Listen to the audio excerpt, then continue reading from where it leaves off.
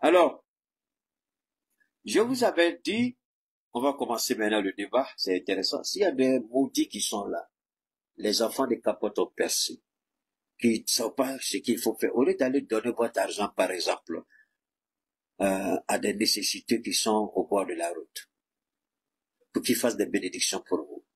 Mais pourquoi vous dépensez votre argent pour venir écouter Keïta? Des idiots, vous trouvez que je ne suis pas dans la vérité. Mais il y a cette expression qui dit, en bambara, on dit quand le chien te mord, et toi en retour tu mords le chien, mais le chien il est mieux que toi. Alors, vous trouvez que vous ne pouvez rien apprendre avec quelqu'un, ou auprès de quelqu'un. Mais au nom de quoi au monde? Au nom de quel Dieu? Au nom de quel diable? Au nom de quel démon? Vous dépensez votre argent pour venir écouter cette personne. Moi, même la malédiction est mieux que ça. Ça, c'est quoi? Vous n'aimez pas quelqu'un. Il vous a pas appelé. Il vous a pas téléphoné. Mais vous venez pour vous ridiculiser. Parce que maintenant, idiot que vous êtes, quand vous sortez votre bêtise avec votre gueule qui pue, la merde de téléphone de raté que vous avez, moi je vous bannis. C'est ma page. Je reçois qui je veux, je chasse qui je veux. Alors, tu viens m'écouter. Et moi, j'ai compris leur problème. C'est-à-dire, ils sont arrivés à un niveau. Quand ils regardent Keïta, il y a toute la gloire de Dieu qui est sur Keïta. La jalousie est telle que il faut qu'on dise quelque chose. Parce que lui, là, c'est pas vrai. Comment Dieu même, c'est ceux-là, ceux qui viennent m'insulter là, s'ils avaient la possibilité de parler à Dieu, mais de voir à Dieu, tous les jours, ils vont aller faire des demandes d'audience. Dieu, pourquoi lui, là, tous les jours, quand il sort, il est rayonnant, il est beau, il est élégant, il s'habille bien, il parle bien. Dieu, nous, on t'a fait quoi? Pourquoi nous, on n'a pas tout ça? Dieu dit, c'est parce que je l'ai choisi. Vous, je ne vous ai pas choisi. Vous avez le cœur noirci. Vous êtes des traites. Vous ne valez rien pour votre pays. Lui, au moins, il se bat pour son pays. C'est pourquoi, à cause du fait qu'il porte sur son dos le combat de son pays, et je vais toujours le soutenir, maintenant, vous n'êtes pas d'accord. Vous faites quoi ici? C'est ça que j'ai du mal à comprendre. C'est quel genre d'éducation tu reçois et c'est ton ennemi, là, ton pire ennemi au monde, tu dépenses l'argent pour aller le regarder. Moi-même, je ne sais pas. Quand tu es en ligne, bon, il rate. Mais ces notifications, il faut rejeter. Mais pourquoi vous-même, vous ne bloquez pas Keïta? C'est-à-dire que ces notifications-là, vous n'allez jamais recevoir. C'est pas mieux. Ça, c'est vraiment la pire des malédictions, quoi. À cause de Dieu, prenez votre argent, allez donner à ceux qui en ont besoin au bord de la route. C'est tout. Eh, comment vous pouvez haïr la gloire de Dieu, le choisi de Dieu, le baobab de Dieu? Vous le haïssez, ça va changer quoi dans la vie de Keïta? Depuis vous le haïssez là, qu'est-ce qui a changé? Mais tous les jours, c'est avec une nouvelle gloire, il sort. Tous les jours, quand il sort, on dirait que hier, là même, c'était pas ça. Aujourd'hui est grave que hier. Mais vous-même, vous voyez ça. Vous ne vous fatiguez pas. Vous ne vous dites pas, ah, Dieu, ça là même, on comprend rien. On le déteste, on le déteste, on le hait, mais pourtant, ils sont tous et puis il est fort dans ce qu'il fait. Dieu, pardon. On ne veut plus voir ces notifications. Est-ce que c'est pas mieux ici? Aïe, est-ce que c'est forcé de m'écouter? À cause de Dieu, partez. Je vous demande pardon. Yachi, partez. Hein? Parce que vous n'allez pas empêcher Keïta de parler. Ah, c'est pitoyable. Alors, je vous ai parlé d'une chose, les élections américaines. Il y a un élément que je vais vous faire écouter. J'ai choisi exprès l'élément en question. Pour la simple bonne raison que c'est un élément qui aura un impact sur l'AES. J'aurais souhaité développer l'entretien de Laurent Gbagbo avec Alain Foucault. Vous avez vu, beaucoup ont partagé, mais on n'a pas pris le temps de développer ce que le président Koudou Laurent Gbagbo a dit d'Assimi Goïta d'Ibrahim Traoré, du général Tchani. Il a beaucoup parlé d'eux. Et il a dit quelque chose qui a surpris. Mais vous voyez, c'est passé un peu sous silence. Les gens, et j'ai été surpris de voir même que, au sein de nos jeunes gens, au sein de l'AES, les gens n'ont pas développé. Je n'ai pas vu encore de journalistes dans nos médias d'État. Pour faire, bon, et toi aussi.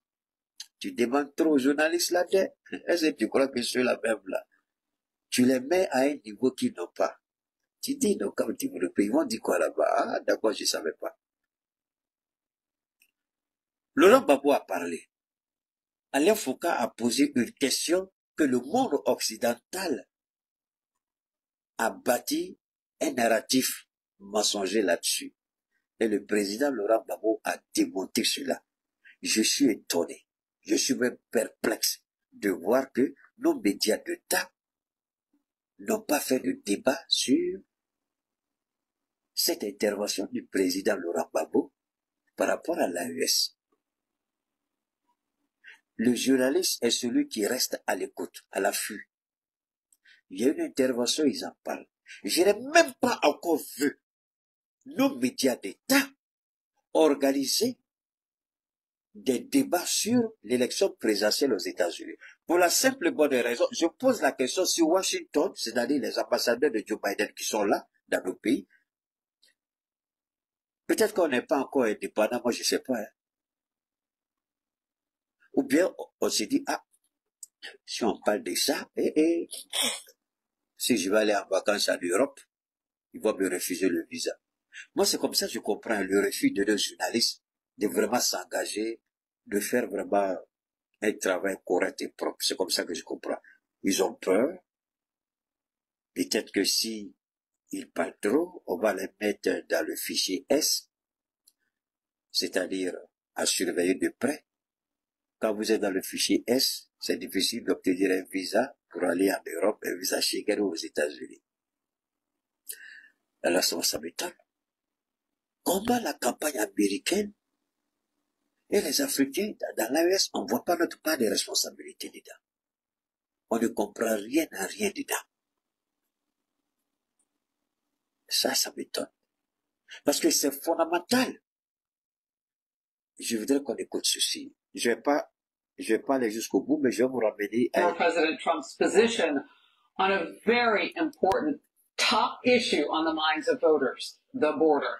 I'm Harris Faulkner. You are in the Faulkner Focus. New Fox polls now. 2/3 of registered voters favor deporting illegal immigrants back to their home country. Bon, ça c'est les déportations de masse dont parle Trump. Moi, j'ai rien à voir dedans. Il est le président. Pourquoi il est arrivé à cette conclusion? C'est parce que dans les 25 millions de personnes qui sont illégalement aux États-Unis, je crois que c'est plus que ça doit faire 30 ou 40.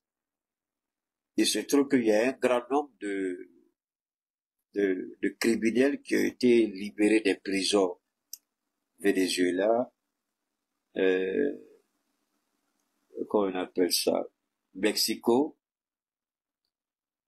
Bon, vous connaissez ces pays latino-là, et plein, c'est parce qu'ils ont commis des crimes. Les 9 derniers mois, il y a beaucoup de crimes qui ont été commis aux États-Unis, et c'est la responsabilité de ces éléments du cartel de la drogue qui viennent de l'Amérique latine. Donc, c'est devenu un débat d'intérêt national, donc il a décidé de faire une déportation de masse. Bon, mais c'est pas ça qui m'intéressait. Je vais revenir ici. Voilà. Reporter and interviews that I'm watching from afar from his local news, he's saying that the way it's written is if you identify yourself as a non-citizen, you check that box when you vote. Ok, voilà ici. Ce qui a amené la crise post-électorale en Côte d'Ivoire. Ce que Barack Obama a soutenu avec Nicolas Sarkozy pour bombarder à travers l'OTAN, Laurent Gbagbo, l'arrêter, le transférer à la haie. C'est de ça qu'il parle ici. Quand je vous dis de suivre ce qui se passe aux États-Unis, pour vous rendre compte de réellement cette histoire de démocratie, que c'est un leurre, c'est un mensonge. En fait, les démocrates, comme ils sont au pouvoir, ils savent que la femme là, elle a très peu de chances de battre Donald Trump. Donc, qu'est-ce qu'ils font? Je vous amène à comprendre ça. C'est ce qu'ils font dans nos États. La même chose qu'ils sont en train de faire aujourd'hui. Emmanuel Macron l'a fait au vu et au su de tout le monde. Vous avez vu, les élections anticipées, vous avez vu ce que ça donnait en France. Il a bafoué tout ce qu'il y a comme démocratie et puis c'est assez. Alors, ici, je vous en prie, ne vous inquiétez pas, j'ai fait exprès pour faire passer cette partie en anglais. Ceux qui comprennent anglais, j'espère qu'il y a beaucoup parmi nous. Comme ça, vous ne direz pas, je suis en train d'inventer.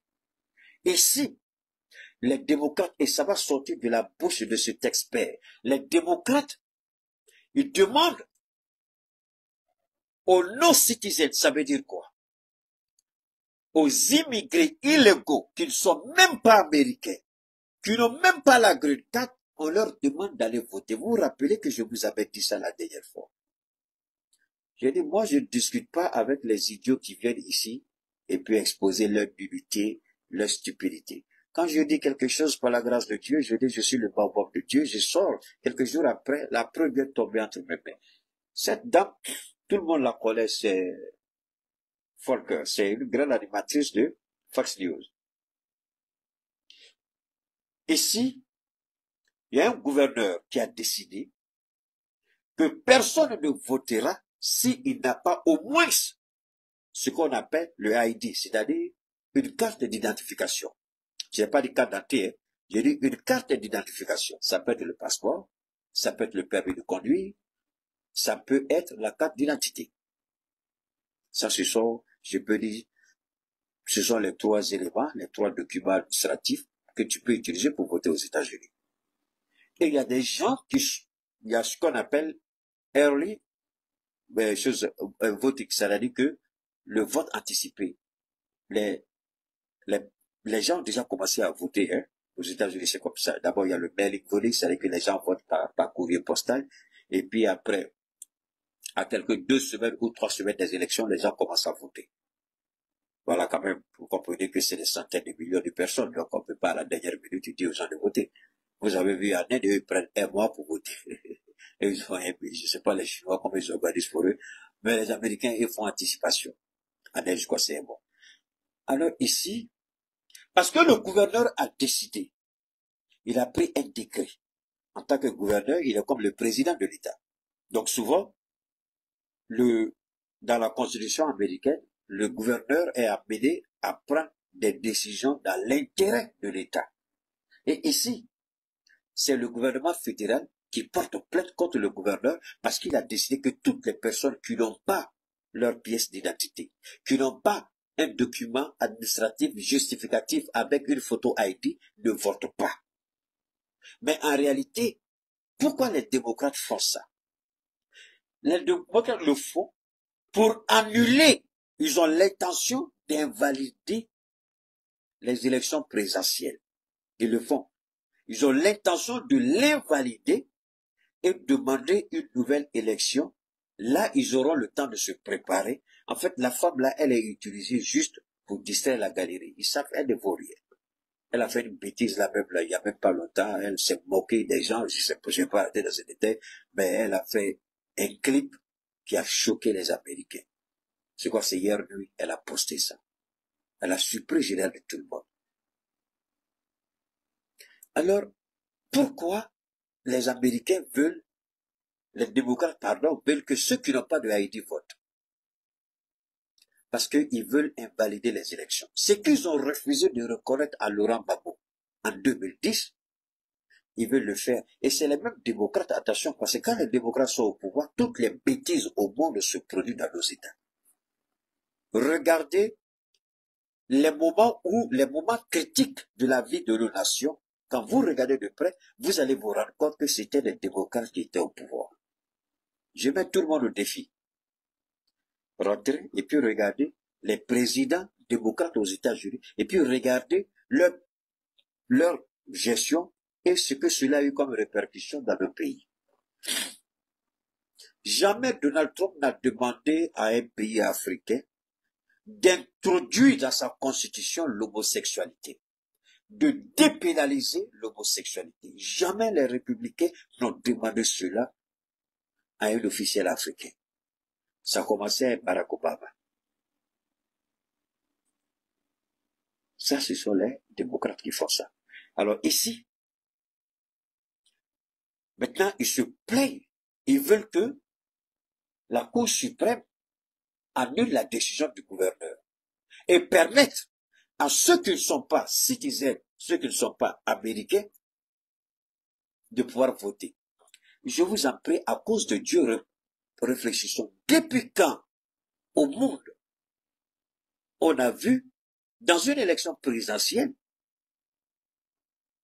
Oufou, il a fait à un moment donné. Oufou aussi l'a fait.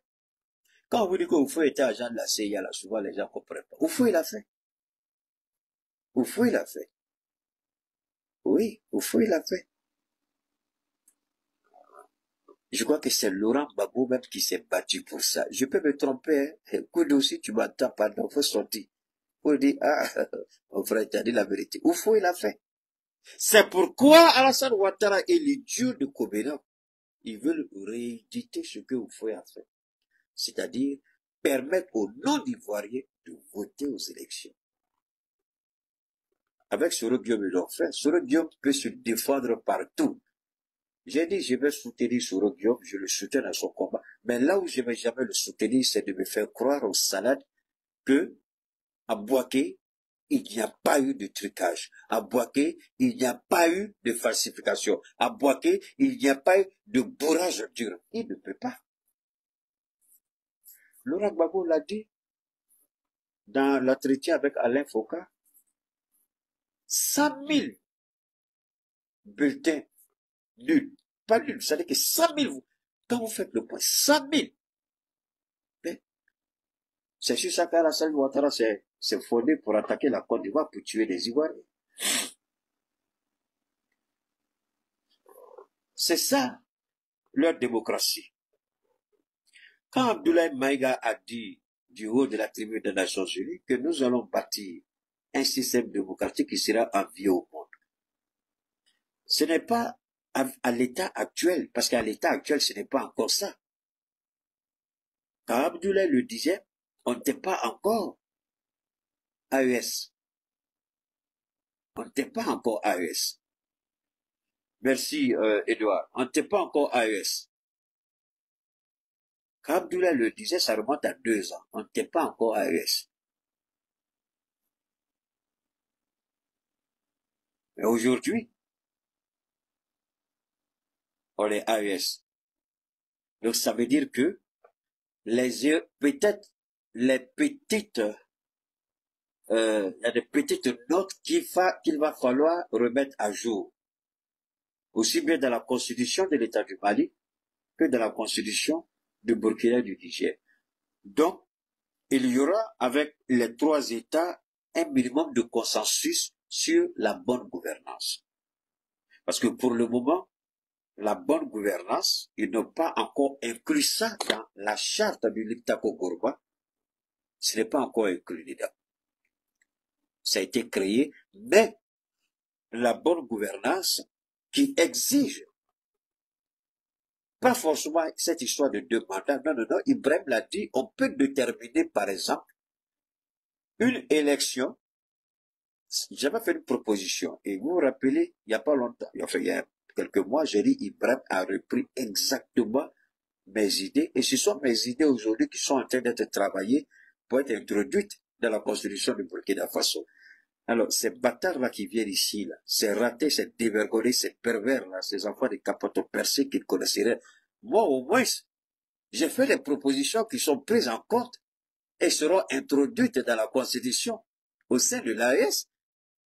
C'est une fierté pour moi. Qu'est-ce que j'ai dit à l'époque?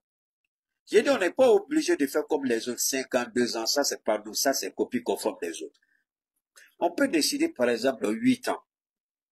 Et sur les 8 ans ou 10 ans.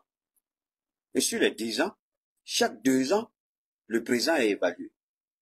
S'il dit, en 2 ans, voilà ce que je vais faire, si en 2 ans il ne l'a pas fait, on remercie le président et puis il s'en va. Automatiquement, quelqu'un d'autre vient. Mais c'est cette proposition que le Burkina est en train de travailler. Et je pense que, en allant sur le principe de 52 renouvelables, je pense que le Mali est encore dans la vision de l'Occident. Le Mali, c'est pourquoi je dis, le Mali, la constitution qu'on a votée, c'est bien. J'ai très bien dit. Je dis, pour le moment, je suis d'accord. Mais cette constitution-là, elle ne nous donne pas, elle ne garantit même pas notre indépendance. Parce qu'on a dit, oui, ce sont des Maliens qui ont écrit, je suis d'accord. Mais si c'est nous là, pourquoi on allait prendre 5 ans?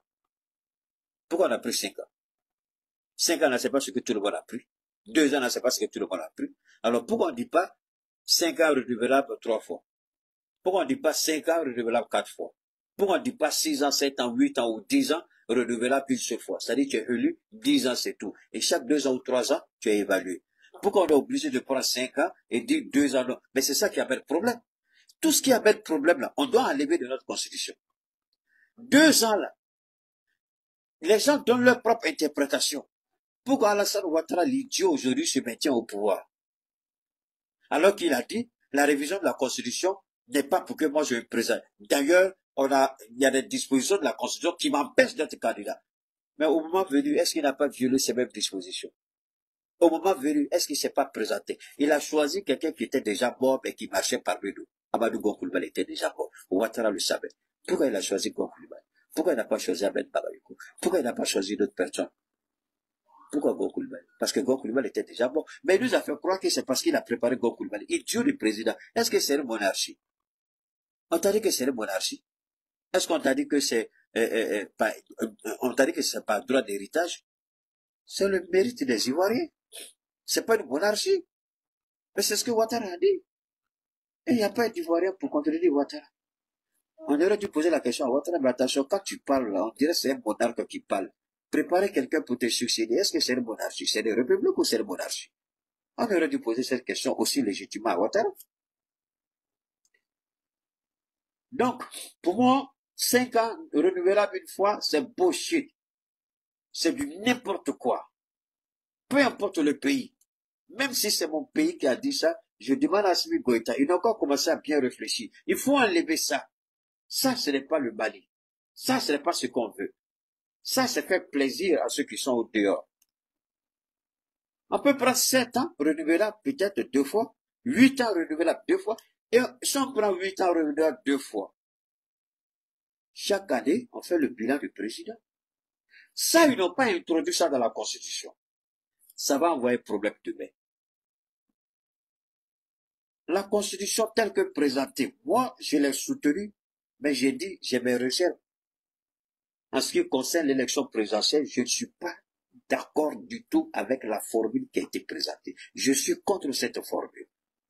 Je ne suis rien. Je n'ai aucun droit. Mais je dis cette formule, elle n'est pas bonne. Cette formule-là, ce sont les anciennes formules. Cette formule-là, ça va amener encore problème au Mali. On doit changer carrément ça. Et le Burkina dit, on ne fera pas ça. Le Burkina dit quoi? Le Burkina dit, on fait 10 ans renouvelables 0 fois. Mais chaque 2 ans ou chaque année, on fait le bilan du président. Voilà ce qui fait notre identité, notre fierté. Ça, c'est rompre carrément avec les anciennes pratiques. C'est tout. Est-ce qu'on est obligé de faire comme les autres? Est-ce qu'on est obligé de faire copie conforme? Alors, je vous parle ici parce que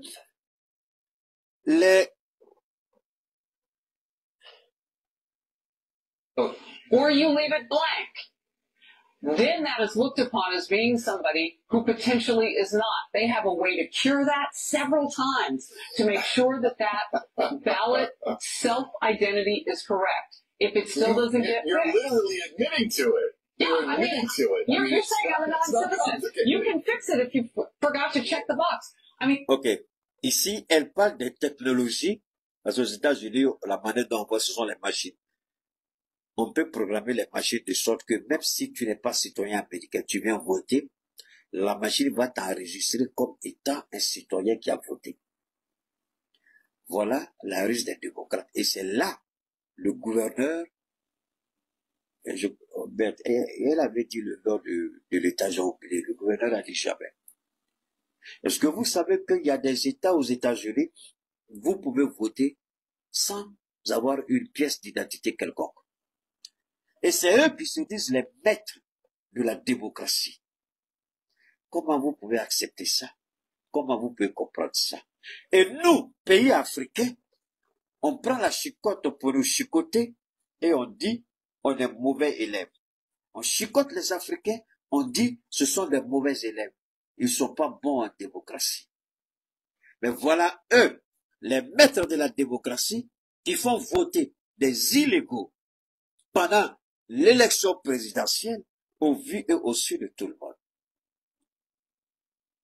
Les républicains ont pris des avocats, de grosses têtes, et ils sont en train de travailler dans tous les 50 États aux États-Unis pour attaquer le problème. Parce que c'est sur cette base qu'en 2020, Donald Trump avait refusé de reconnaître sa défaite.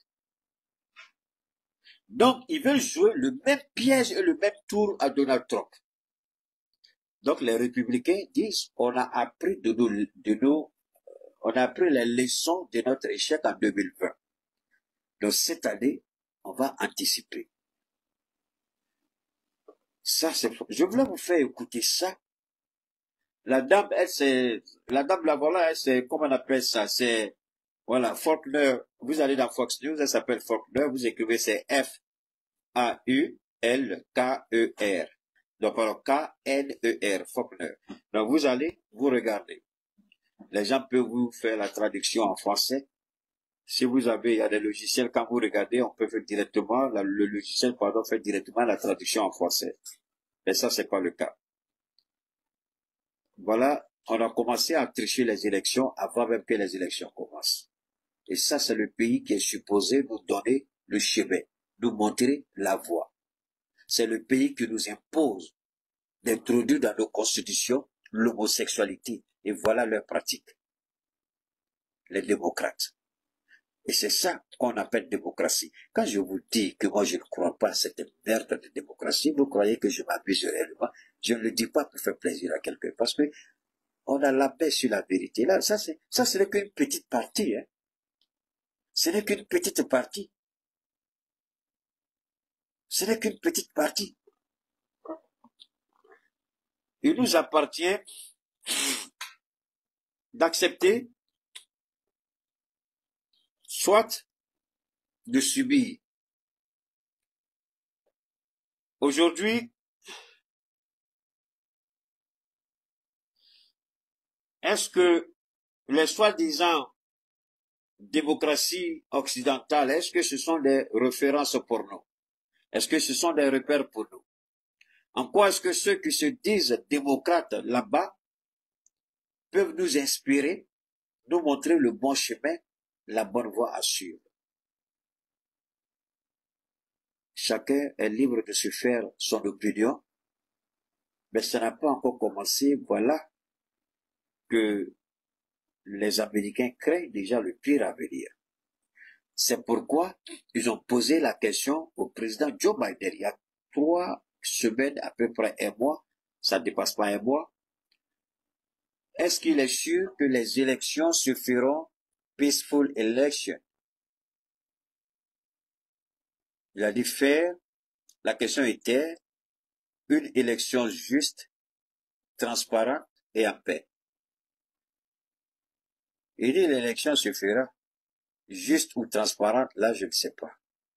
Est-ce qu'il n'y aura pas de conséquences? Je ne sais pas. Comment le président peut te dire ça, lui qui dit qu'il est le président le plus puissant du monde, le président du monde libre? Comment le président des États-Unis peut te dire des problèmes? Il n'est pas certain si les élections seront transparentes. Est-ce qu'on va accepter les résultats? Je ne sais pas.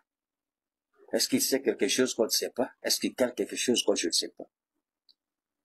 Quand on vous dit de suivre ce qui se passe chez les autres, ce n'est pas parce que on veut que vous perdiez le temps. C'est pour que vous compreniez bien ce qui est en jeu. Parce que si on ne maîtrise pas, on ne comprend pas, on n'est pas bien informé de ce qui se passe là-bas, on devient une cible facile pour les autres. C'est pourquoi je prends mon temps, ces temps-ci. Chaque jour que Dieu fait, je suis connecté, je suis en direct ou en différé. Et ce sera jusqu'au 5 novembre, le jour des élections présidentielles. Je suis à la lettre. Pour le moment, et je ne vous cache pas, ma plus grande satisfaction sera de voir Donald Trump gagner, pour des raisons multiples. Il dit, je gagne. La guerre au Sahel par rapport aux ressources naturelles du Sahel, je ne le ferai pas. J'ai des ressources naturelles ici que je vais faire exploiter pour soutenir notre économie. Et il y a un élément que Donald Trump a développé pour les États-Unis que je vais développer, c'est la deuxième partie de notre intervention. Donald Trump a développé un point que je vais développer avec vous. Donnez-moi une seconde. Juste me désaltérer un peu, ça fait 57 minutes que je parle. Donc, le temps de... C'est la deuxième partie de notre direct.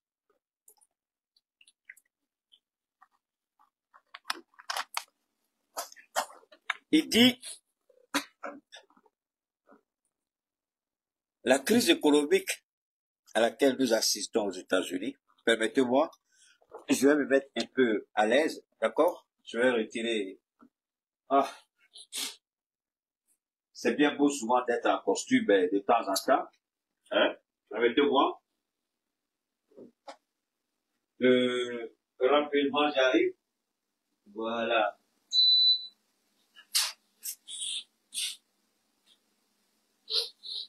Alors, on lui pose la question de savoir comment il compte gérer l'inflation aux États-Unis, comment il compte gérer la crise économique, comment il compte gérer le coût exorbitant pour les nouveaux mariés qui veulent s'acheter une maison, tout ça et autres. Il a dit une seule chose, et cette chose, c'est pour le Sahel. Il dit, si vous voulez vous attaquer à l'économie, gérer l'économie, réduire l'inflation, c'est-à-dire les prix galopants bon, ils appellent groceries, c'est ce que nous on appelle ici les denrées alimentaires,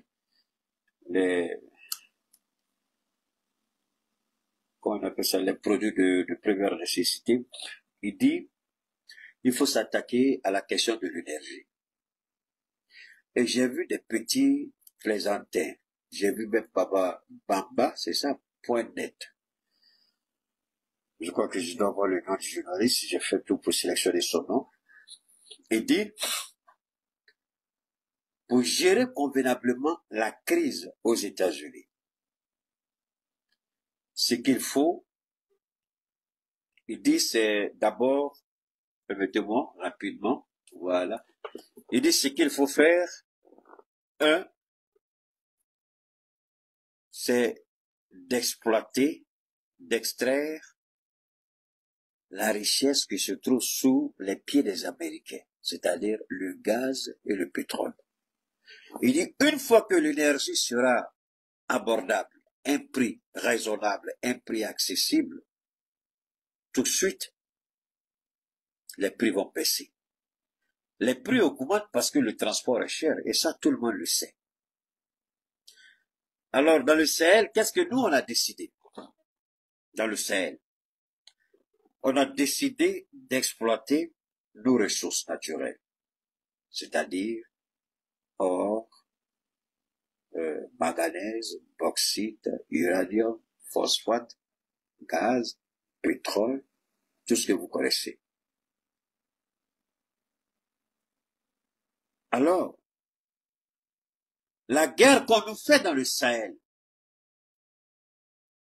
c'est empêcher nos dirigeants d'exploiter convenablement les ressources naturelles. Il n'y a aucun pays au monde qui peut dire qu'il s'est développé avec des ressources énergétiques à un coût élevé. Ça n'existe pas. Ça n'existera jamais. Plus le coût de l'énergie est élevé, moins vous serez soumis, vous serez esclave, vous serez dominé. Dieu merci, nos 3 présidents l'ont compris. Mais aux États-Unis, à la différence des États-Unis, ils ne sont pas en guerre ouverte contre le terrorisme chez eux. Ils ont l'immigration clandestine qu'ils vont combattre, ils ont les moyens de le faire, ils ont les structures, ils ont les institutions, ils ont la logistique, ils ont les compétences humaines. Contrairement à nous dans le Sahel, nous menons une guerre ouverte à l'intérieur de nos États, ce qui n'est pas le cas des Américains. Ils ont déjà des logiciels, des structures pour exploiter tout de suite leurs ressources naturelles, le transformer sur place et puis le vendre à un bon prix pour casser le coût de la vie chère aux États-Unis. Chez nous, c'est pas ça. Les Américains n'ont pas besoin d'aller chercher des gens ailleurs pour venir investir. Ils ont déjà des investisseurs chez eux, disponibles. La réalité, on veut empêcher nos États à atteindre ce niveau. Quand vous regardez, je vous donne un exemple. C'est pourquoi par moment, les gens se disent qu'État, souvent on ne te voit pas, souvent on te voit. Quand vous menez un combat, c'est pour aboutir à un objectif. Quand moi je vois l'Allemagne qui menace le Mali, on s'en va, et puis après, qui revient. Et puis le gouvernement accepte le retour de l'Allemagne chez nous. Je me pose la question, c'est quel combat je mène, je ne sais pas où aboutit mon combat. À la différence de beaucoup de jeunes gens sur les réseaux, moi, le combat que je mène, toujours, je regarde par rapport aux décisions du gouvernement. Pas que je veux qu'on prenne des décisions en fonction de ce que je dis, pas du tout. Ce serait être trop vaniteux, c'est pas ça. Mais, c'est de voir le gouvernement tirer les leçons des partenaires qui menacent le Mali et des partenaires sincères. Quelles sont les leçons que nous avons tirées? Moi, j'ai été choqué la dernière fois de voir que l'Allemagne dit qu'elle va rester au Mali. Elle va. Pourquoi? Pourquoi faire? J'étais tellement dépassé et surpris que je n'ai même pas cherché à savoir les contours et les pourquoi. Je n'en ai même pas parlé. Je profite de ça pour parler aujourd'hui. Parce que pour moi, quand un État ouvre sa sale gueule, un État impérialiste, vous menace et fait le tapage pour que le monde sait que c'est lui qui est en position de force par rapport à vous et que c'est vous qui avez besoin de lui. Et que ce même gouvernement revient en catimini et vous l'acceptez sans que le peuple, parce que pour moi, c'est là que je vais interpeller le jeune homme là qui sur les qui a eu la conversation téléphonique avec ce journaliste qui l'a manipulé là, je crois que c'est Albert Maïga, quelque chose comme ça. Voilà des gens, on va dire la vérité crue au ministre. Tu as dit la vérité crue au ministre, d'accord? Pourquoi vous le posez? Parce que moi, là où je dis le CNT quelque part, c'est important, c'est fondamental. Le CNT doit travailler en synergie avec l'État. Et si un partenaire du Mali menace le Mali, veut imposer sa volonté au Mali, décide de partir, et si ce même partenaire revient par d'autres moyens pour dire je ne vais pas partir, il appartient au CNT de demander au gouvernement, attention, d'appeler Abdoulaye Diop, le ministre des Affaires étrangères. Son Excellence Abdoulaye Diop, attends, on ne comprend pas. Ceux-là, ils avaient dit qu'ils veulent partir, c'est pas ça. Ils reviennent pourquoi? Quel est le problème?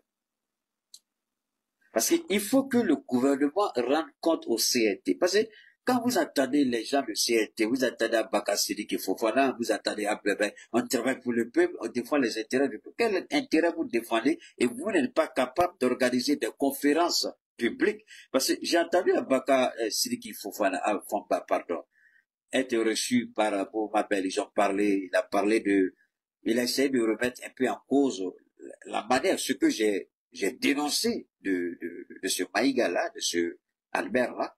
Il a dit, lui, par exemple, lui, il fait des interpellations par écrit. En fait, il a parlé, je l'ai écouté. Je dis jusqu'à présent, là, les gens n'ont rien compris ce que c'est que la communication. Ils n'ont rien saisi encore, comment informer le peuple. Mais quand tu veux leur parler, ils vont te montrer qu'ils connaissent mieux que toi. Quand tu veux leur montrer la voie, ils vont te dire, ah, ils connaissent mieux que toi. C'est ça qui est rigolo. Le CNT, si vous êtes réellement pour le peuple,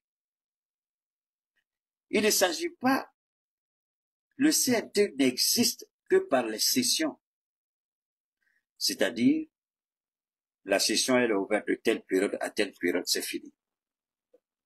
Mais en réalité, que doit faire le CNT? C'est pourquoi j'ai dit, en ce qui me concerne, le jour que j'ai dit ça à Baka, il s'est fâché avec moi, il a coupé le pont. J'ai dit, moi, je m'en fous. Moi, ce que j'essaie de dire ici, c'est la vérité. Toi, le gars du CNT, tu es toujours sur les réseaux. Tu es activiste ou bien tu es CNT. Toi, tu peux pas venir sur les réseaux comme les autres. C'est pas comme ça que ça marche à Baka. Tu veux intervenir, tu organises des conférences où les journalistes vont te poser des questions. Tu te déplaces pas dans un studio. Je ne suis pas contre que tu sois allé chez vous. Ma mère qui t'a appelé, c'est pas ça mon problème, je m'en fous éperdument.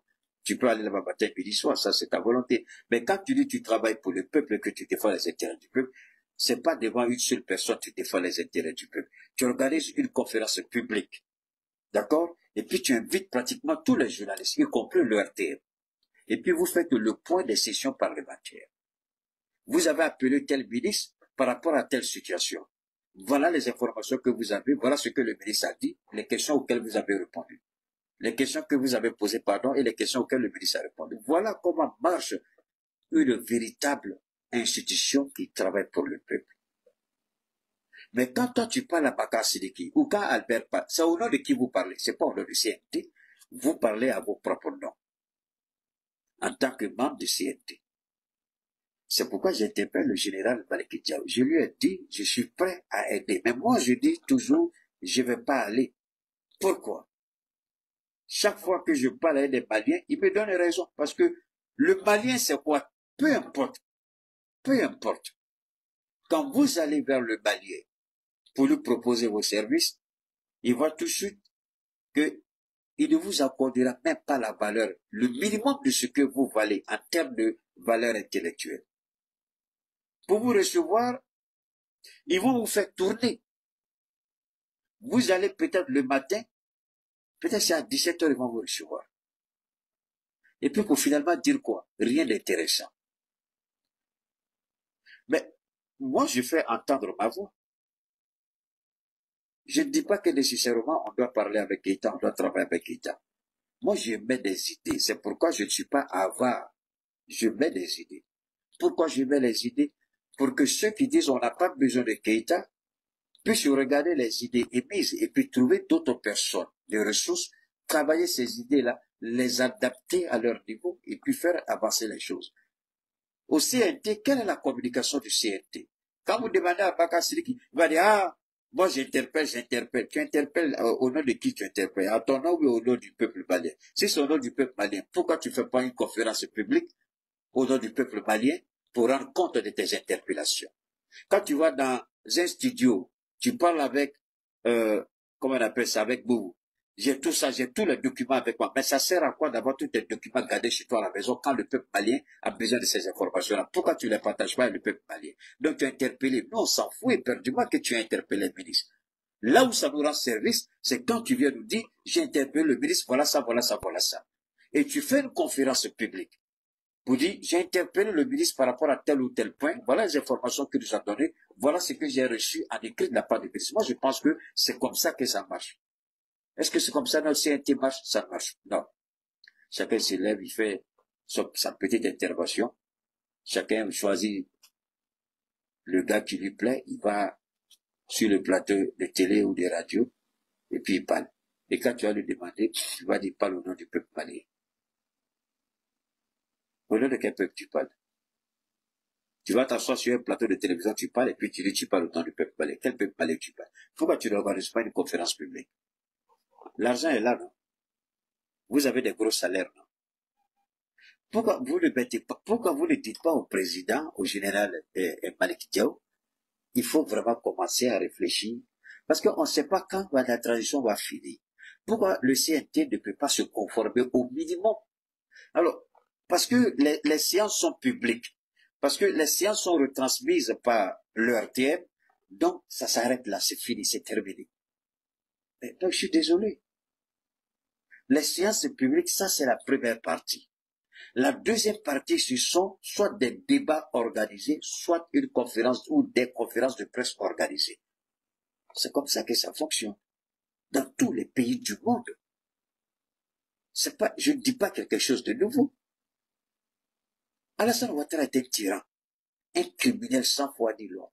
Mais ayant le courage de reconnaître que, après les sessions parlementaires, chaque fois que les députés finissent, tout de suite, il y a un débat qui est organisé par les différentes chaînes de télévision. Chacun a ses invités. Ils en débattent. Au Mali, qu'est-ce qu'il y a? Quel est le problème? Ah non! On va les interpeller, on va leur dire la vérité crue. Ah! Mais nous ne sommes pas des idiots, nous ne sommes pas des analphabètes. Quelle vérité crue tu as leur dit? Tu as quoi à dire à un ministre? Si tu es vraiment sûr de tes vérités crues là, pourquoi tu n'organises pas conférence de presse et puis exposer les faits? Abaga Sirikitiri, tu as des documents, on t'a répondu par écrit. Pourquoi tu n'organises pas conférence publique et puis tu mets ces trucs-là à la disposition du peuple? Je ne sais pas comment vous fonctionnez, mais bon, on dit dans le pays des aveugles, le corps des rois. On n'a qu'à laisser ça comme ça. Alors donc, nous, on a besoin que nos ressources naturelles soient exploitées pour soutenir notre industrie, pour soutenir notre développement, pour soutenir ce que, si je peux dire, hein, pour soutenir pas seulement le train de vie de l'État, mais qu'est-ce qu'on constate? On constate que les terroristes sont financés, entraînés, équipés pour empêcher nos États de pouvoir exploiter nos ressources naturelles. Tant que les ressources naturelles ne seront pas exploitées, nous restons un peu assujettis à cette impuissance. On peut ne pas être d'accord avec la Chine. On peut ne pas être d'accord avec la Russie, l'Iran, la Turquie.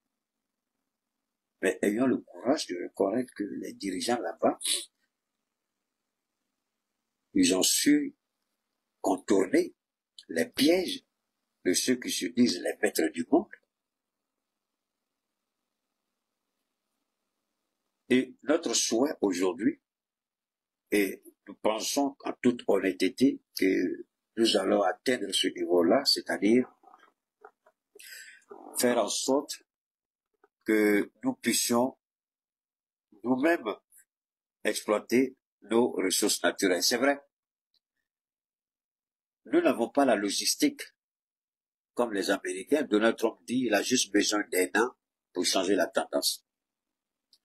C'est-à-dire distribuer les permis, accorder les autorisations pour que les exploitations commencent, pour que les transformations commencent, pour que tout de suite l'énergie soit abordable à tous les niveaux pour réduire sensiblement le coût de la vie. Donc ici, le coût de la vie est nécessairement lié à l'énergie. Alors n'oubliez pas une chose. La Banque mondiale et le FMI ont massivement soutenu le financement d'un certain nombre d'infrastructures en Côte d'Ivoire. Pourquoi? Parce qu'on a voulu que le Mali, le Burkina, le Niger restent dépendants de ces ressources énergétiques. De sorte que la France-Afrique puisse s'appuyer sur la France, dicter sa volonté, puisque nous sommes obligés d'une certaine manière à collaborer avec la Côte d'Ivoire par rapport aux ressources énergétiques, par rapport à certaines infrastructures, par rapport à certaines prestations de services. On est obligé de travailler à la Côte d'Ivoire, travailler au Sénégal, travailler le Bénin, travailler avec le Togo et bien d'autres pays.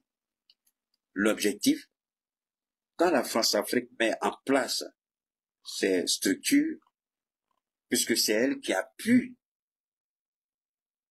les aides, ou du moins les prêts de ces pays-là, qui appuie la demande de la Côte d'Ivoire auprès du FMI, c'est la France. Qui appuie les demandes de la Côte d'Ivoire auprès de la Banque mondiale, c'est la France. Donc la Côte d'Ivoire a ses financements, il y a des facilités. On peut se poser la question, le dernier décaissement du FMI en Côte d'Ivoire, j'ai pas la somme en tête. Alassane Ouattara il aurait dû être présent, il n'a pas pu, je crois que sa maladie l'a terrassé, il n'a pas pu, vous avez vu que c'est puis il en a parlé. Alors la question maintenant, le FMI, je vous ai dit, c'est piloté par la France. La Banque mondiale, c'est piloté par les États-Unis, ok? Évidemment, les Anglais ont leur mécanisme aussi, hein, les Allemands et autres, les Italiens et tous ont leur mécanisme, mais je vous prends les deux seulement.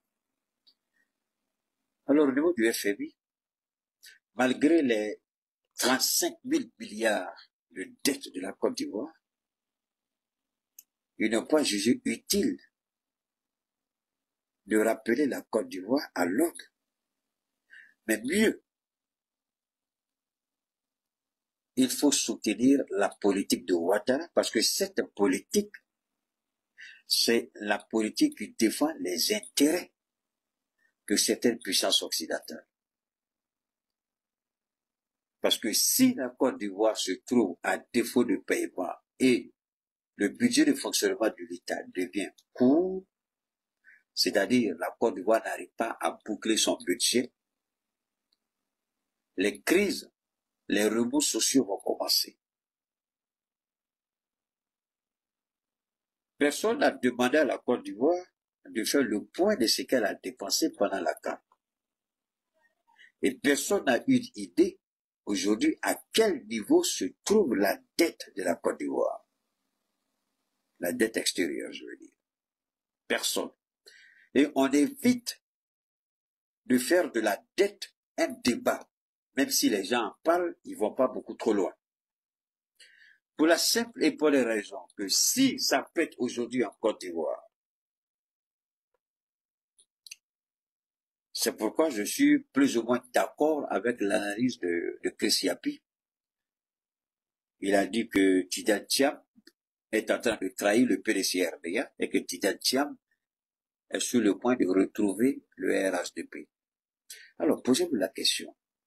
Pourquoi Tidjane Thiam veut-il rejoindre le RHDP? Ce que Bédié a combattu toute sa vie, jusqu'à sa mort, pour que lui, à peine arrivé, il veut livrer le PDCI comme l'agneau sacrificiel à Alassane Ouattara. Pour que le 4e mandat soit assuré et que on lui promette, lui, Tidjane Thiam, certainement, sera nommé comme vice-président et que le pouvoir lui reviendra en toute tranquillité, en toute quiétude. Ça, vrai ou faux, c'est Dieu seul qui sait. Chris a fait ses enquêtes, mais là où je suis d'accord avec Chris Yapi, même si j'ai pas les éléments de preuve pour étayer mes propos, juste la petite réflexion, Tidjane Thiam, je vous l'ai toujours dit, il a travaillé avec les institutions financières les plus importantes en Europe, dans le monde occidental. Et Tidjane Thiam n'est pas du genre à contester ou à protester et se remettre en cause ou en déphasage par rapport à un ordre constitutionnel. Je veux dire quoi? Je veux dire que je vois mal Tidjane Thiam protester contre Alassane Ouattara s'il veut s'installer de force en Côte d'Ivoire pour pendant un 4e mandat. Parce que toute sa vie, toute sa carrière professionnelle, Tidjane Thiam a servi les intérêts de l'Occident. Je vois mal ce Tidjane Thiam aujourd'hui se lever et s'opposer à ses intérêts occidentaux. Alors que toute personne qui veut les intérêts de la Côte d'Ivoire aujourd'hui doit s'opposer forcément à ses intérêts qui ne font pas les intérêts du peuple ivoirien. C'est ce qu'Assimi Goïta a fait pour le Mali, c'est ce qu'Ibrahim a fait pour le Burkina et c'est ce que le général a fait pour le Niger. Et je suis tombé sur une analyse percutante. Je vais voir si je peux, donne-moi une seconde.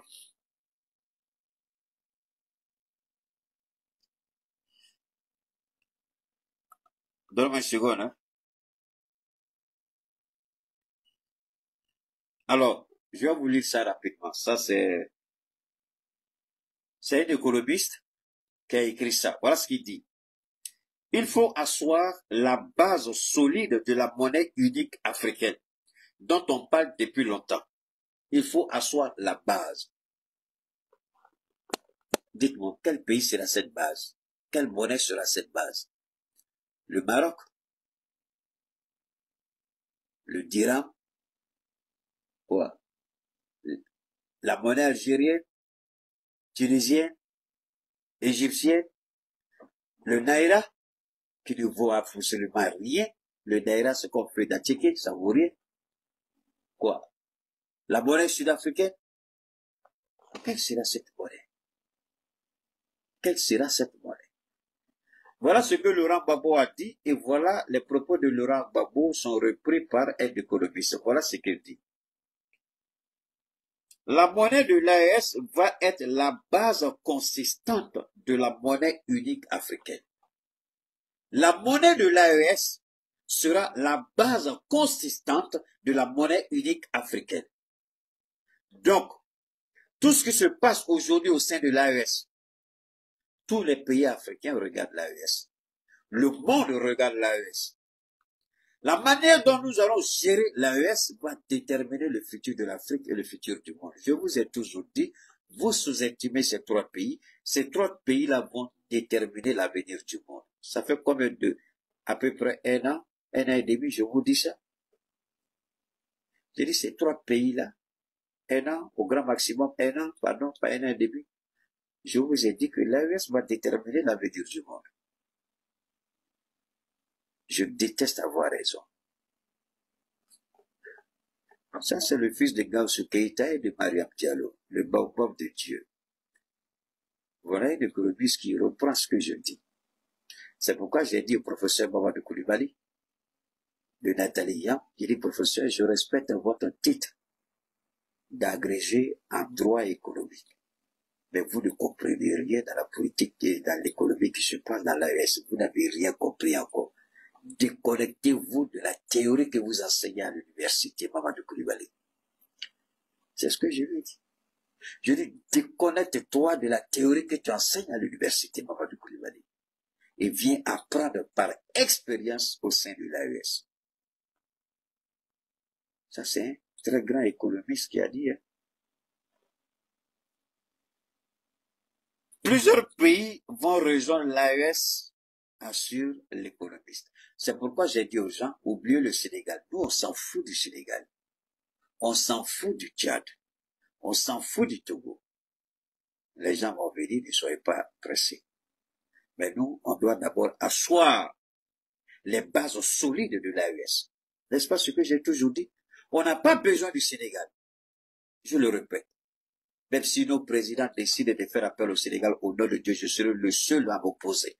Et je vais dénigrer par tous les moyens. Je ne sais pas ce qu'ils vont me faire, mais je vais m'opposer à ça. Parce que c'est pas le moment. Je le répète, c'est pas le moment. Il faut construire d'abord l'AES.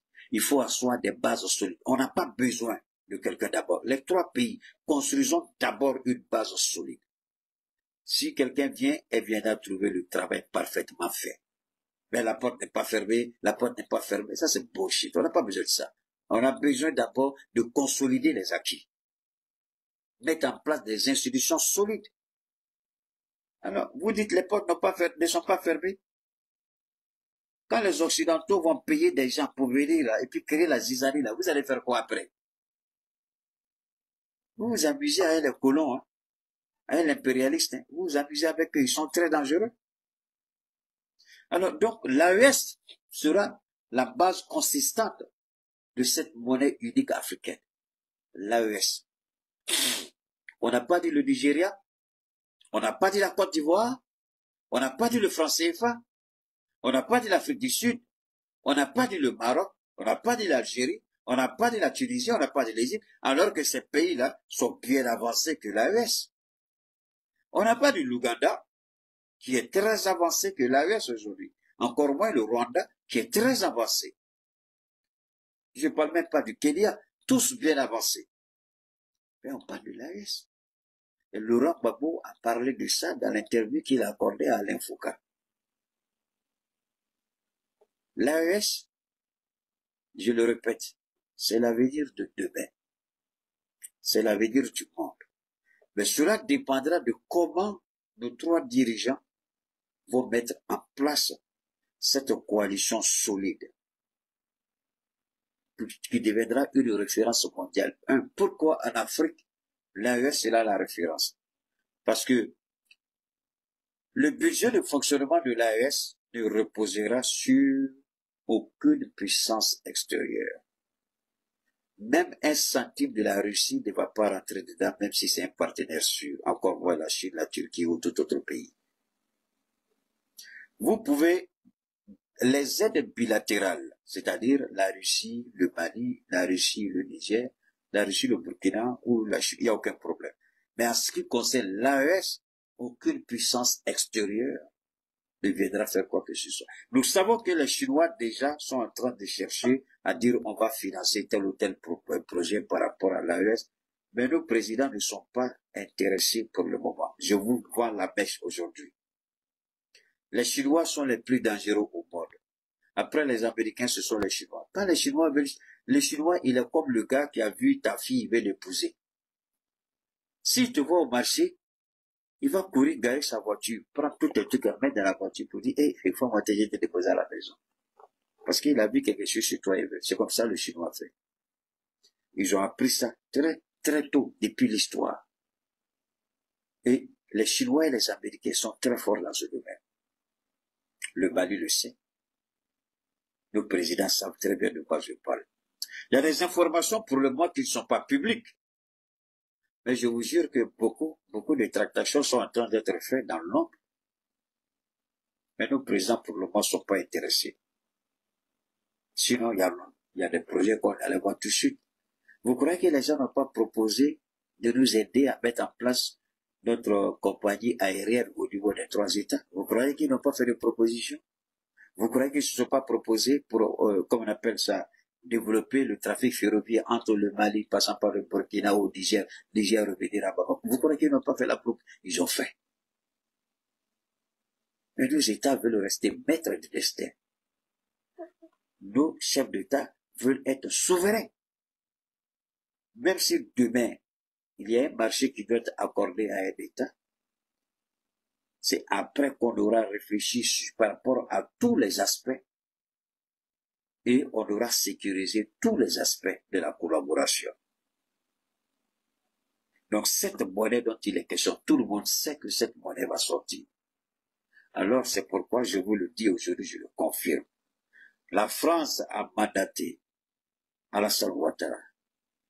Christian Pi le dit tous les jours, je le confirme aujourd'hui. C'est parce qu'il est affaibli par la maladie. Il ne peut pas se permettre certaines choses. Vous savez, vous pouvez passer toute votre vie à commettre des crimes.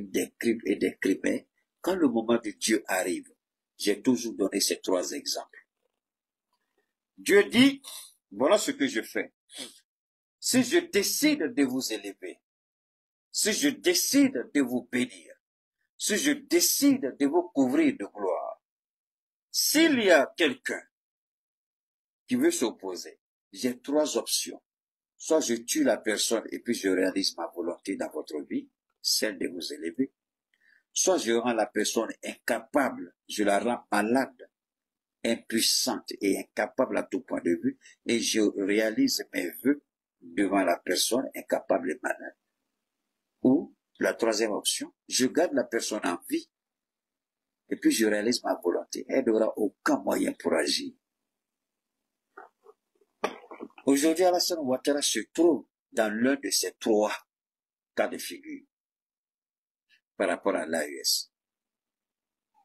Dieu fera d'Alassane Ouattara un incapable malade, Dieu va l'handicaper, le paralyser dans tous les sens. Je n'ai pas dit paralyser physiquement, non. Il y a la paralysie intellectuelle, il y a la paralysie spirituelle, il y a la paralysie physique. Et puis Dieu va réaliser sa volonté. Dieu ne va pas le tuer. Les premiers éléments de l'émancipation véritable, les premiers éléments de la liberté véritable, de l'indépendance véritable, les premiers éléments, Alassane Ouattara va les voir de ses deux yeux, mais sera incapable de faire quoi que ce soit. Il peut faire les va-et-vient 1000 fois dans la journée entre Abidjan et Paris, mais il ne pourra rien changer. Parce que la volonté de Allah sera faite dans le Sahel, et dans la volonté d'un PD, comme Emmanuel Macron, d'un dévergondé, comme Joe Biden. Non. Et si tout le monde est unanime pour dire que l'AES, pour l'instant, est le reflet véritable, je rejoins encore Alain Foucault. Il pose à... Salut à toi du côté de Yamoussoukro. Merci beaucoup. Laurent Gbagbo, à 80 ans, vous n'êtes pas encore fatigué? Il dit, je ne suis pas. Il dit à Gbagbo, tu es fatigué, il faut te reposer. Gbagbo dit non. Pourquoi je ne suis pas fatigué? Le combat de Lumumba n'est pas fini. Le combat de Sankara n'est pas fini. Le combat de... Donne-moi le nom du président ghanéen, Kwame Nkrumah n'est pas fini. Amical Cabral n'est pas fini. Le panafricanisme véritable est vrai. Le combat n'est pas encore fini. Il dit donc, je ne suis pas fatigué. J'ai un combat. Il dit ce combat-là, c'est ce que les présidents de l'AES ont repris. Le général Assimi Goïta, le capitaine Ibrahim Traoré et le général Abdraman Tiani. Évidemment, au Burkina, ils ont proposé à Ibrahim de passer au grade de général. Je ne sais pas quand, mais comme c'est quelqu'un qui aime aller étape par étape, je suis sûr que dans un futur proche ou lointain, il sera dans l'obligation d'accepter la proposition du peuple burkinabé, puisqu'il a accepté de ne plus être président de la transition, mais le président du Burkina Faso. En d'autres termes, il est président jusqu'à ce que le Burkina commence à voir clair dans ce qui se passe. Donc au Burkina, il n'y a plus de transition. Peut-être que vous ne comprenez pas ça, beaucoup n'ont pas saisi. Quand les Burkinabés ont dit au capitaine, il n'est plus le président de la transition, et que cela a été acté au Conseil des ministres. Donc il n'y a plus de durée, il n'y a plus de délai établi au Burkina. Il n'y a plus de délai. Donc il est président jusque les Burkinabés voient les raisons pour lesquelles ils lui ont demandé de rester. Donc, il n'est pas président de la transition, il n'est pas tenu par un délai. Quand vous êtes président de la transition, vous êtes tenu par un délai. Merci pour le pouce. C'est pourquoi le général Tiani, il n'est pas tenu par un délai. C'est Assimi Goïta qui est encore tenu par un délai. Mais les dernières assises ont dit à Assimi Goïta d'aller encore pour 5 ans. Donc, on va pour 5 ans. Et j'aurais souhaité que ces assises-là disent à Assimi Goïta qu'il ne soit plus président de la transition, mais le président du Mali. C'est pourquoi moi je refuse de l'appeler président de la transition.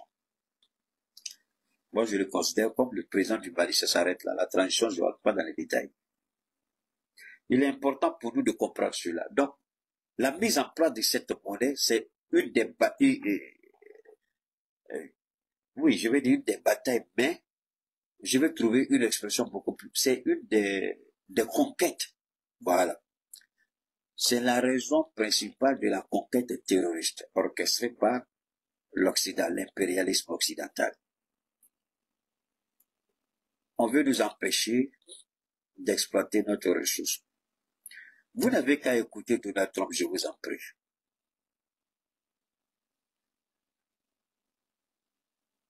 Je vous en prie. Je vous en prie.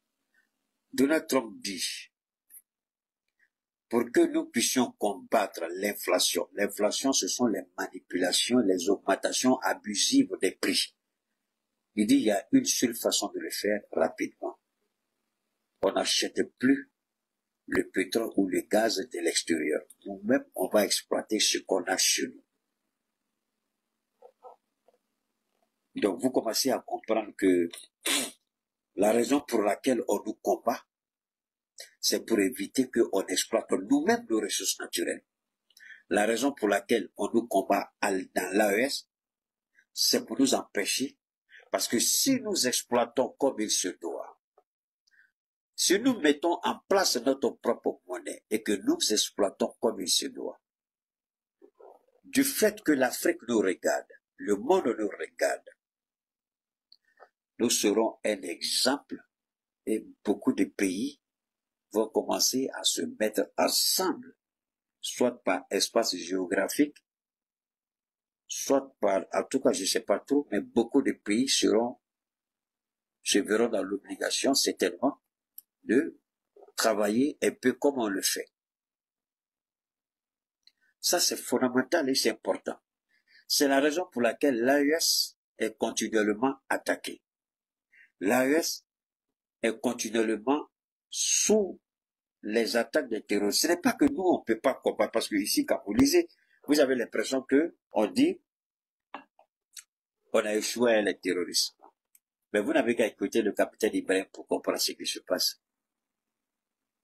Dès l'instant où vous décidez de prendre votre destin en main, tout de suite, la donne change sur le terrain. Vous devenez la cible principale, la cible essentielle des terroristes. Qu'est-ce que nous avons fait pour être aussi attaqués par les terroristes? Quel est notre tort? Voilà Israël aujourd'hui. Moi, j'aurais souhaité voir ces terroristes-là aller, parce que voilà Israël qui est en train de tuer les Palestiniens. Ils ont liquidé la tête du Hamas. Sinwar, je crois, comment il s'appelle ce gars-là? Ils l'ont liquidé hier ou avant-hier. Ils ont liquidé le gars. Mais c'était pitoyable. La manière dont le Hezbollah, le Mossad, ils sont trop dangereux. Les services de renseignement israéliens. C'est pourquoi je dis, l'un des services, après le FSB, l'un des services les plus criminels. Bon, les services de renseignement, je vais vous donner 2 éléments seulement. Il y a le renseignement, l'efficacité par le renseignement, l'infiltration, et puis les assassinats ciblés. La CIA et le Mossad sont les premiers services.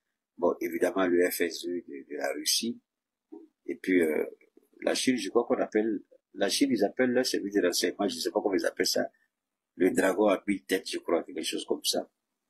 Parce que même chez toi à la maison, ta femme peut être agent du ok, merci, même, c'est compliqué en fait, c'est compliqué. Je vais te parler, c'est compliqué. Donc, ils ont liquidé le gars, bon, ben, il était surveillé. Le Mossad infiltre, le Mossad utilise les Palestiniens contre les Palestiniens, les Libanais contre les Libanais. Toutes les frappes ciblées, ce sont les informations reçues sur le terrain par les agents infiltrés dans ces différents pays. Voilà, donc les terroristes peuvent quitter le Sahel. Moi, si vous me suivez, allez-y défendre les intérêts de vos frères qui sont en train d'être tués par Israël. Allez-y, il y a la guerre en Israël, allez-y soutenir le Hamas, allez-y soutenir le Hezbollah, et puis laissez-nous tranquilles dans le Sahel. Parce que votre combat même n'a même plus de sens. Vous dites, vous faites le djihad. Voilà des gens qui sont en train de tuer vos frères musulmans, je suppose. Et puis vous faites quoi dans le Sahel? Hein? Vous faites quoi dans le Sahel? Allez, Israël vous attend là-bas. Mais alors, regardez ce qui se passe. J'ai pas fini l'AES. Regardez ce que Israël fait. C'est vrai qu'ils tuent. C'est vrai qu'ils recherchent des têtes. C'est vrai qu'ils sont en train d'exécuter des gens. Mais regardez ceci. Israël tue des civils au prétexte que c'est telle personne-là qu'on voulait. Donc Israël s'en fout de ce qu'on appelle les victimes collatérales. Israël s'en fout des enfants, des vieillards, des femmes que l'État d'Israël peut tuer, mais à cause d'une seule personne. Israël peut tuer 200 personnes, il s'en fout. 200 victimes collatérales, il s'en fout. À cause d'une seule personne. Alors, on les voit crier sur l'armée malienne, parce qu'à Tizawaten, on a tué des terroristes que eux ils veulent présenter comme étant des civils. Mais pourtant, ces défenseurs des droits de l'homme, on ne les voit pas en Palestine, au Liban. La cruauté de la guerre d'Israël, qui commet toutes sortes d'abominations au profit ou au nom de préserver la sécurité de l'État d'Israël. Veuillez tout simplement vous abonner et activer la cloche de notification pour ne rien rater. Retrouvez KDV Africa sur YouTube, Facebook, TikTok.